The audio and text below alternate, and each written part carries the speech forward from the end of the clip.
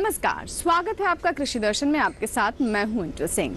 कृषि दर्शन एक ऐसा कार्यक्रम है जिसमें हम बात करते हैं खेती किसानी की, साथ ही जानकारी देते हैं आधुनिक तकनीक के बारे में और इसके अलावा सरकार की योजनाओं के बारे में भी हम आपको विस्तार से बताते हैं। आज के कार्यक्रम में सबसे पहले विज्ञान और किसान में हम आपको बताएंगे कि कैसे नई तकनीक का इस्तेमाल करके सूखे फूलों की उपयोगिता को बढ़ाया जा सकता है। उसके बाद कृषि स्टार्टअप में बात करेंगे लालचंद भारद्वाज की, जो कि गन्ने की खेती कर रहे हैं और कामयाबी हासिल की है।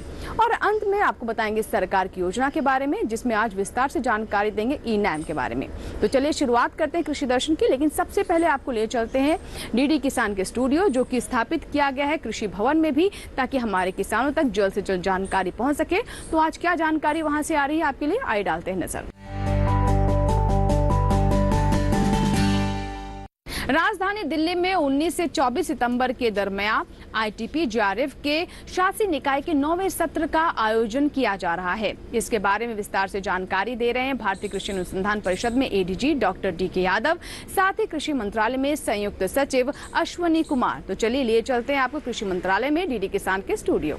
International treaty on plant genetic resource का मेजबान है और ये ट्रीटी की मीटिंग जो है वो 19 सितंबर से लेके 25 सितंबर के बीच हो रही है। इसमें रीजनल मीटिंग जो है वो 17-18 सितंबर के बीच होंगी और इसमें 5 कंट्रियों के स्पेशल इवेंट्स किए जाएंगे। इसमें लगभग 202 कंट्री के जो डेलीगेट्स हैं वो पार्टिसिपेट करेंगे और एक मल्टीलेटरल सिस्टम जो बनेगा प्लांट जेनेटिक रिसोर्स का, उस पर ये टीटी की सहमति होगी। टीटी में सहमति की जाएगी कि आगे इसका जो जर्म प्लांट्स का एक्सचेंज है उससे जो बेनिफिट होता है वो बेनिफिट कैसे कंट्री या फार्मर्स के बीच में इसका सहयोग हो सके या उनको मिल सके।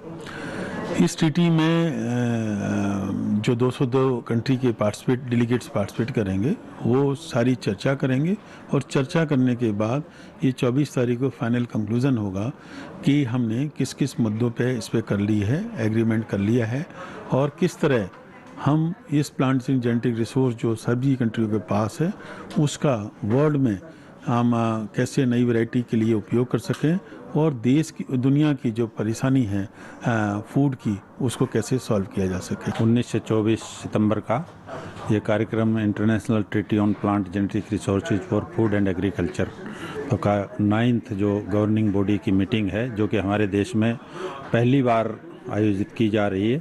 इसमें जैसा कि पहले भी बताया गया है कि 149 कंट्री इस ट्रीटी के मेंबर हैं। उसके अलावा जो बाकी अन्य कंट्रियों को मिला के 202 देशों के लोग इसमें हिस्सा लेंगे और लगभग 700 के आसपास पार्टिसिपेंट्स का आने का वो है अनुमान। और इसका जो मुख्य उद्देश्य यही है कि जितना भी पौध आनुवंशिकी जो मटेरियल है, सामग्री है, उसको जैसे किस तरह से विभिन्न देश आपस में बांटें और उसका जो बांटने के बाद उसका जो प्रॉपर यूज और उससे आने वाले जो फायदे हैं, जो लाभ हैं, उसको किस तरह से वितरित करें। तो एक मुख्य उद्देश्य उसका यही है। और इसमें किस तरह से ये जैसे किसानों को, हमारे किसानों को उसका फ़ायदा हो ज़्यादा से ज़्यादा। जैसे कि पहले जब ट्रीटी का जो शुरू का वो है उसमें 62 फसलें जो ऐसी थी जो कि किसी भी देश में वो हम आपस में आदान प्रदान कर सकते थे, उसकी एक लिस्ट है नेक्चर 2। और इसको अभी जो नई ट्रीटी, नई जो गाइडलाइंस के हिसाब से उसको बढ़ाए जाने का प्रस्ताव है, तो वो किस तरह से सभी देश इसमें शामिल होते हैं, किससे उनकी क्या मंशा रहती है, तो उसके हिसाब से वो बढ़ाया जाएगा। उसमें निश्चित रूप से अगर वो इस तरह से खुला होता है तो हमारे किसानों को अच्छे से अच्छा जो मटेरियल बाहर से आएगा और वो उनकी उत्पादकता, उत्पादन बढ़ाने में और हमारे जो प्रजनन कार्य हैं, नई नई किस्में उत्पादन करते हैं, तो उसमें विभिन्न जो अच्छे गुण आएंगे और वो निश्चित रूप से हमारे किसानों को फ़ायदा उससे होगा। और उसके अलावा जो है इसमें जो किस तरह से जो इसमें जो कार्यक्रम जो किए गए हैं, तो उसमें जो किसानों की भी भागीदारी है और इंटरनेशनल ईयर ऑफ मिलेट्स को ध्यान में रखते हुए मिलेट्स के लिए भी विशेष तौर पर इसमें कार्यक्रम रखे गए हैं। किसानों का किस तरह से सहभागिता जो है उस पर और मिलेट्स पर विशेष कार्यक्रम है, जिसमें कि किसानों की भागीदारी इसमें रहेंगी और हम अपना सारा जितना भी देश में कृषि के क्षेत्र में कार्य जितना कर रहे हैं वो भी पूरे विश्व के सामने हमें प्रस्तुत करने का मौका मिलेगा। आइए बात करते हैं विज्ञान और किसान की। आज के दौर में बड़े पैमाने पर हमारे किसान बागवानी से जुड़ रहे हैं और ऐसे में फूलों की खेती भी काफी लोकप्रिय हो रही है। रंग बिरंगे खुशबूदार फूल हर किसी को लुभाते हैं। कोई भी शुभ अवसर बिना फूलों के पूरा नहीं होता। लेकिन इन फूलों के साथ एक समस्या ये होती है कि इनकी शेल्फ लाइफ लंबी नहीं होती है। ऐसे में आज हम आपको बताएंगे ऐसी तकनीक के बारे में जिसका इस्तेमाल कर सूखे फूलों की उपयोगिता को बढ़ाया जा सकता है। आइए जानते हैं हमारी इस रिपोर्ट में।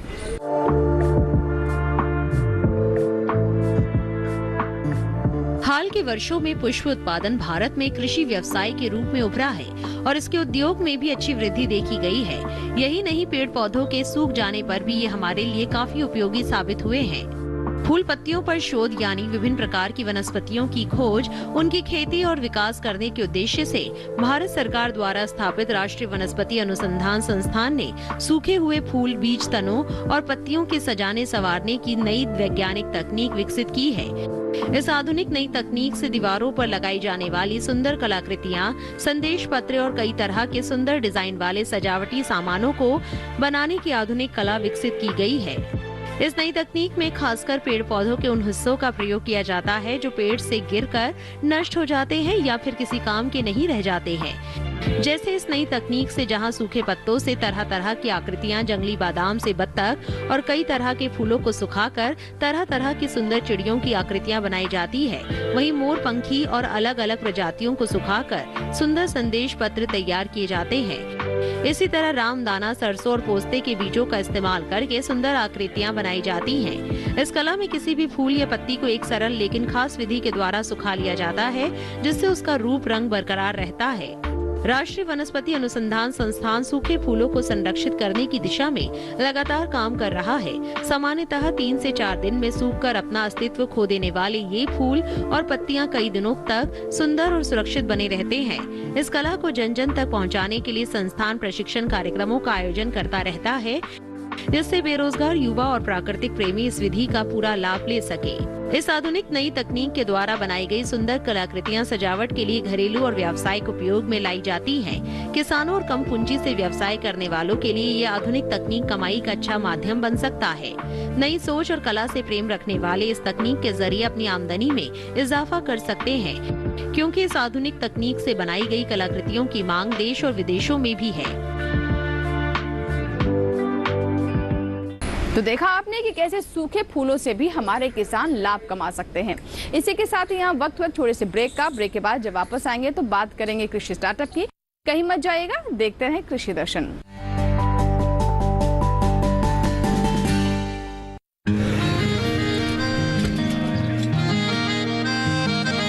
क्या बात है भाई, आजकल तो काफी खुश नजर आ रहे हो। क्यों ना हो, अब मैं ऑर्गेनिक खेती जो कर रहा हूँ ये पूरा प्राकृतिक है, ऑर्गेनिक है। इसमें हमारे खेत, हमारी फसल और हमारी जेब सब फायदे में होते हैं और इसमें लागत भी कम है। जी हाँ, आप भी ऑर्गेनिक खाद का प्रयोग करें, अपनी फसल और मिट्टी को तंदुरुस्त बनाएं और आपकी आमदनी में इजाफा करें। अधिक जानकारी के लिए किसान call centre toll free number 1800-180-1551 पर कॉल करें और लॉग ऑन करें kisan.gov.in और farmer.gov.in। कृषि और किसान कल्याण मंत्रालय द्वारा किसान हित में जारी।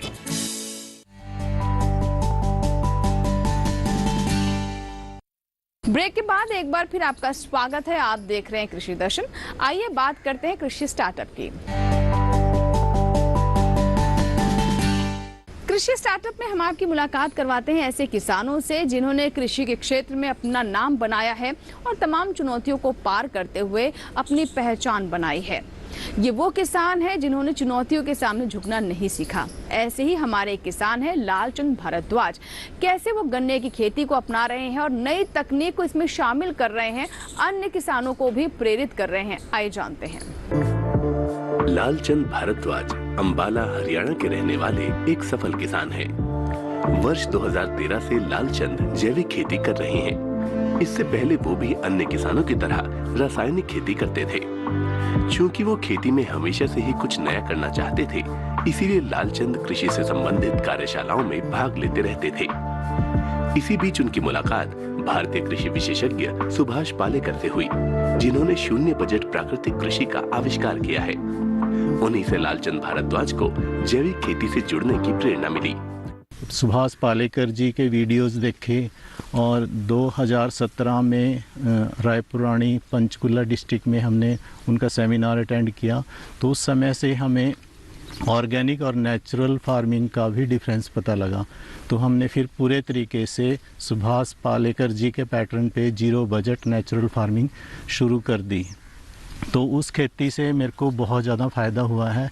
जैसे पहले मेरी इनकम 50,000 प्रति एकड़ भी नहीं होती थी, तो अब 1 लाख रुपए प्रति एकड़ हो जाती है। तो उसमें जो मेरी मुख्य फसलें हैं वो गेहूँ, धान और गन्ना है। गन्ने में मेरे को सबसे ज़्यादा फ़ायदा हुआ। एक तो गन्ना क्रॉप रोटेशन के लिए बहुत अच्छी फसल है और वो कई साल तक चल जाता है। जैविक खेती से होने वाले फायदों के बारे में जानकर लालचंद ने रासायनिक खेती करना छोड़ जैविक पद्धति से खेती करनी शुरू कर दी, जिसमें इन्हें काफी फायदा हुआ। रासायनिक खेती से जहां इन्हें प्रति एकड़ 50,000 की भी आमदनी नहीं हो पा रही थी, वहीं जैविक खेती को अपनाकर लालचंद ने प्रति एकड़ 1 लाख तक का मुनाफा हासिल किया है। इन्होंने अपने खेतों में मुख्य फसल के रूप में गेहूं, धान और गन्ना लगाया हुआ है। गन्ने की फसल से लालचंद को बहुत फायदा हुआ है, क्योंकि गन्ना फसल चक्र के लिए अच्छा होता है, साथ ही गन्ना कई सालों तक चलता है। इनके खेतों से गन्ने की लगभग 350 क्विंटल प्रति एकड़ उपज प्राप्त होती है, जिससे वो गुड़ या शक्कर और देसी खांड बनाकर बाजार में बेच लाभान्वित हो रहे हैं। मेरी गन्ने की उपज लगभग 350 क्विंटल पर एकड़ निकलती है और मैंने कभी भी गन्ना किसी मिल या किसी क्रशर में नहीं डाला है।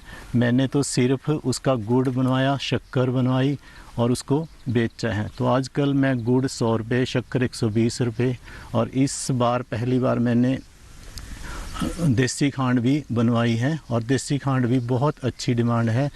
लोगों की बहुत ज़रूरत है, लोग चाहते भी हैं। लेकिन दिक्कत यही है कि हमें ये सारा सामान खुद लोगों से मिल करके बेचना पड़ता है। अभी तक कोई भी ऐसी मार्केट नहीं है। तो इसके साथ साथ मैं बताना चाहता हूँ कि जो कृषि विज्ञान केंद्र तेपड़ा में है, वहाँ से डॉक्टर रमेश जोरार जी ने भी मेरे को इसके बारे में बताया था और फिर उनके पास एक स्कीम आई थी जिसमें उन्होंने अपने क्षेत्र में 20 ऑर्गेनिक फार्मर जोड़े थे। तो उनको उन्होंने 12,000 रुपये प्रति हेक्टेयर अनुदान भी दिया था। तो उससे हमें दूसरे किसानों से मिलने का मौका मिला और दूसरी जो प्रणालियां थी उनके बारे में भी जानकारी हुई। लालचंद अपने फार्म पर गाय पालन भी करते हैं, जिससे वो खेतों में डालने के लिए जीवामृत बनाते हैं। साथ ही लालचंद अपने खेतों से अच्छी उपज हासिल करने के लिए गौमूत्र का भी इस्तेमाल करते हैं। अब हमने यहाँ पे गाय रखी हुई हैं, उनके जो भी गोबर गौमूत्र होता है उससे हम जीवामृत बनाते हैं और गौ कृपामृत बनाते हैं और उसको अपने खेतों में डालते हैं। हमने अपने खेतों के चारों ओर फ्रूट प्लांट्स लगाए हुए हैं।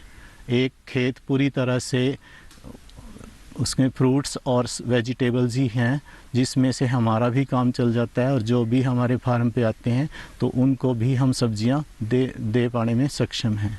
तो अब मैं सभी किसानों से यही कहना चाहूँगा कि उनको अगर वो पूरे क्षेत्र में नहीं कर सकते तो कम से कम आधे एकड़ 1 एकड़ से ज़रूर स्टार्ट करें और थोड़े दिन में आपकी उपज भी बढ़ेगी और आपको अच्छा भी लगेगा। क्योंकि पहले तो किसान स्वयं स्वस्थ होना चाहिए, तभी वो दूसरों को स्वस्थ रहने की प्रेरणा दे सकता है। तो आज के ज़माने में जो डिजीज़ की जो प्रॉब्लम है वो यही कारण है कि हमारा जो खाना है वो अच्छा नहीं रहा और दूसरे हम फिज़िकल वर्क बहुत कम करते हैं। तो मेरी सभी से यही है कि अपने खेतों में खुद सब्जियां उगाएं, खुद सारा काम करें और दूसरे व्यक्तियों की हेल्प लें, लेकिन अपना काम कभी ना छोड़ें। तो तभी हमारी जो नेचुरल फार्मिंग है वो कामयाब हो सकेगी। लालचंद शुरुआत से ही अपने खेतों में सहफसली खेती करते आए हैं, जैसे गेहूं के साथ चना, गन्ने के साथ गेहूं, साथ ही बीच में वो दलहनी फसलों की भी खेती करते हैं, जिससे खेतों में यूरिया की कमी पूरी हो जाती है। इनका मानना है कि किसान सहफसली खेती कर अच्छी उपज हासिल कर सकते हैं। साथ ही किसानों को बड़े पैमाने पर न सही, लेकिन आधे या 1 एकड़ से ही जैविक खेती करने की शुरुआत करनी चाहिए, जिससे उन्हें जैविक खेती से होने वाले फायदों का अनुभव हो सके और भविष्य में वो भी उनकी तरह जैविक खेती को ही पूरी तरह से अपनाकर लाभान्वित होते रहें। लालचंद जी भारद्वाज हैं जो चुडियाड़ी से है, उन्होंने हमारे कृषि विज्ञान केंद्र में आके हमारे से संपर्क किया था 2009 में आके। उन्होंने कहा था भी आजकल की खेती है वो मुनाफा में कैसे ज़्यादा मुनाफेदार कैसे बनाई जाए, इसके लिए हमें ज्ञान चाहिए, नॉलेज चाहिए। तो हमने उसके लिए उनको ट्रेनिंग दी, प्रशिक्षण दिया ऑर्गेनिक फार्मिंग के संबंधित, और धीरे धीरे उनको नेचुरल फार्मिंग की तरफ लेके आए। तो आज उसी किसान ने अपनी जो सक्सेस स्टोरी है उसमें बताया भी कैसे उन्होंने पहले से ज़्यादा वो मुनाफा कमा रहे हैं और पहले से ज़्यादा तरक्की की ओर अग्रसर है।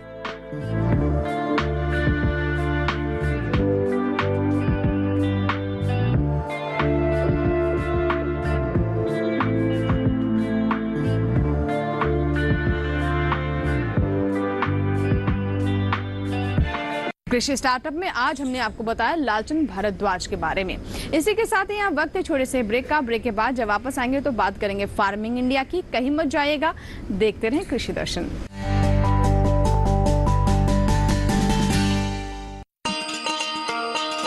किसान भाइयों गांठ बांध लो, गांठ बांध लो, बात बहुत है काम की, समृद्धि के पैगाम की। मिट्टी के मिजाज को समझो, मिट्टी के हर राज को समझो, मिट्टी की तुम जांच कराओ, मुफ्त सॉइल हेल्थ कार्ड ले जाओ।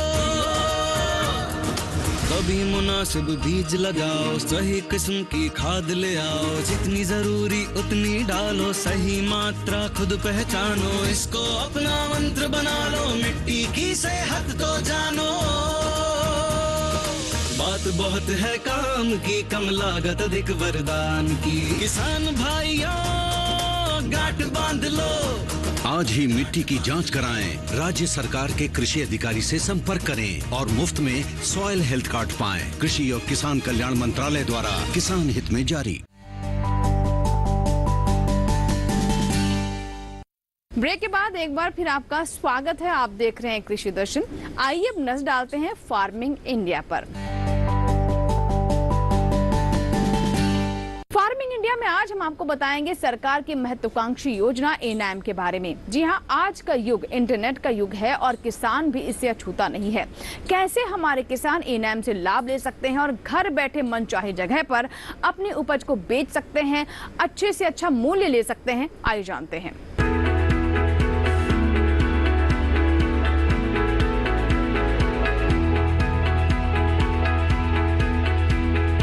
ई-नाम के जरिए आप घर बैठे न केवल एपीएमसी से जुड़ी किसी भी मंडी में चल रहा भाव मालूम कर सकते हैं, बल्कि अपनी फसल का सौदा कर सकते हैं और घर बैठे समय पर बिकी हुई फसल का भुगतान भी पा सकते हैं।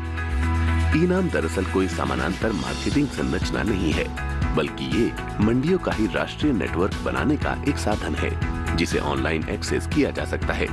पुरानी मंडी व्यवस्था में किसान सिर्फ मंडी में ही फसल बेच सकता था, लेकिन ई-नाम के माध्यम से वो मंडी के बाहर भी फसल बेचने के लिए आजाद है। ई-नाम मुख्य रूप से एक राष्ट्र एक बाजार की अवधारणा पर आधारित है। इसे कृषि और किसान कल्याण मंत्रालय के जरिए एक निवेश के साथ बनाया गया है और इसके लिए विकसित सॉफ्टवेयर सभी मंडियों के लिए उपलब्ध है। ऐसी मंडियां जो राज्य मंडी अधिनियम के नियमों के अनुरूप राष्ट्रीय नेटवर्क में शामिल होने के लिए सहमत हो। अगर किसी किसान को स्थानीय मंडी में बेहतर भाव नहीं मिल रहे हैं, तो वो दूसरी मंडी का रुख कर सकता है। यहाँ तक कि वो अपने राज्य के बाहर भी फसल बेच सकता है। शुरुआत में सिर्फ 21 मंडियों को ही इसमें शामिल किया गया था और सिर्फ चुनिंदा फसलों की ही बिक्री होती थी, लेकिन आज 18 राज्यों और 3 केंद्र शासित प्रदेशों की 1000 मंडियां इसमें शामिल हो चुकी हैं, जहां 175 फसलों को खरीदा और बेचा जा सकता है। 31 जनवरी तक के आंकड़े बताते हैं कि ई-नाम पर 1,72,70,000 किसान, 2,13,844 व्यापारी, 1,02,068 कमीशन एजेंट और 2,050 एफपीओ जुड़े हैं। किसानों के लिए ई-नाम पर मुख्य रूप से 4 फायदे हैं। पहला, इस पोर्टल पर कारोबार में पारदर्शिता दिखाई देती है और किसानों को बेहतर भाव की संभावना बढ़ती है। पारदर्शिता का मतलब ये हुआ कि किसानों के साथ धोखाधड़ी की संभावना कम हो जाती है। दूसरा फायदा ये है कि अन्नदाता की पहुंच ज्यादा मंडियों और व्यापारियों तक सीधे हो गई है।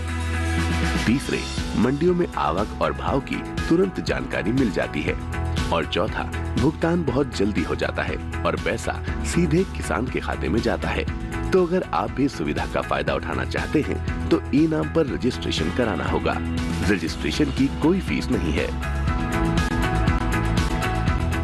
तो अभी आपने जाना ई-नाम के बारे में, कैसे आप अपने घर बैठे ही अपनी उपज को बेच सकते हैं और सरकार की तरफ से भी इसे लगातार और बेहतर किया जा रहा है ताकि ज्यादा से ज्यादा किसानों तक इसका लाभ पहुंचे। इसी के साथ ही आज के कृषि दर्शन में फिलहाल इतना ही, लेकिन आपके पत्र और आपके सुझाव का हमें इंतजार रहता है। अगर आपकी कोई राय है, कोई सवाल है, तो आप वो हम तक पहुंचा सकते हैं। हमारा ईमेल पता नोट कर लें। हमारा ईमेल पता है krishidarshan@gmail.com। आप हमें पत्र भी लिख सकते हैं। हमारा पता है कृषि दर्शन, कमरा नंबर 58, CPC, दूरदर्शन, खेलगांव, नई दिल्ली 110049। आप हमारा ये कार्यक्रम हमारे YouTube चैनल पर भी देख सकते हैं। इसके लिए बस इस QR कोड को स्कैन करना है और देखिए हमारे YouTube चैनल पर कृषि दर्शन कार्यक्रम। साथ ही DD किसान पर प्रसारित होने वाले अन्य कार्यक्रम भी आप हमारे YouTube चैनल पर देख सकते हैं। कृषि दर्शन के अगले अंक में फिर होगी आपसे मुलाकात। तब तक के लिए दीजिए इजाजत, लेकिन आप बने रहें दूरदर्शन किसान के साथ। नमस्कार।